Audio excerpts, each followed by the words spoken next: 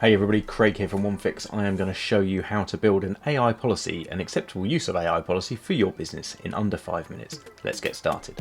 So follow the link in our description to find the AI policy builder, and when you load it up, first off pop your name in and pop in your email address. It's important to put this in correctly because the policy will be emailed to you.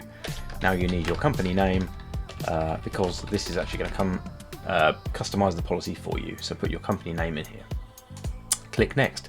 Okay, now we need to pick which areas of the business we are using AI within.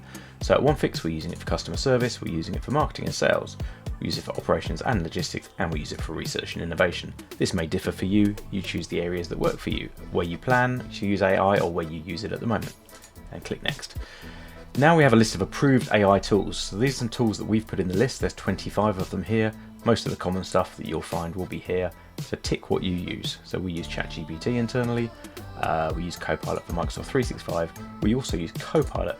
Now here we've got some options. I can put some notes in. So I'm going to put here only to be used with enterprise logins because I want to make sure the data is secure. We use Grammarly. We use Scribe. Scribe captures screen. So I'm going to put here ensure client information is redacted. We also use Canva as an example, and there's a few tools we use here within OneFix that aren't listed on here. So I'm going to say Claude, that's an AI note taker, and I'm going to put in here Replit as well. I'm not going to tell it about these tools. What the builder will do is it will go off and it will interpret what we've provided, and it will go off and learn about those tools and pull them in. So I'm going to show you that. So those are my custom tools. I'm happy with my policy builder. I'm going to click next. It's now going to ask me who's responsible for certain areas like strategic direction, ethics and social impact, etc.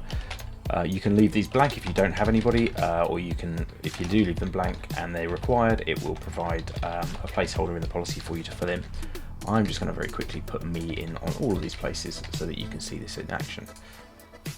Okay, now we have a section here about the security framework. So if you're currently doing ISO 27001 or you want to align to that, I suggest that you do turn this on. It does say it's the 2013 sort of standard. That's what we've based this part off of, but it still applies for the newer 2022 standard. And this will build you out some bits around kind of security policy definitions, risk assessment procedures, etc. So I'm going to leave this selected, but if you're not doing ISO, you can deselect. And we are up to 2 minutes and 30 seconds so far, and we're now reviewing our policy configuration. So we can just check we're happy, check everything's right, make sure your email address is right because you'll get emailed a copy of this, and I'm happy. And I'm going to hit generate policy.